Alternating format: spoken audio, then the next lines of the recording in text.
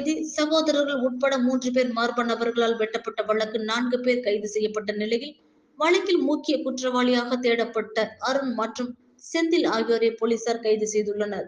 மயிலாடுதுறை மாவட்டம் சீர்காழியை சேர்ந்த மதன், அவரது சகோதரர் மணிகண்டன் மற்றும் சுரேஷ் உள்ளிட்ட 3 பேரை கடந்த 27ஆம் தேதி அன்று முன்விரோதம் காரணமாக 7 பேர் கொண்ட கும்பல் அரிவாளால் வெட்டி தப்பிச் சென்றனர்.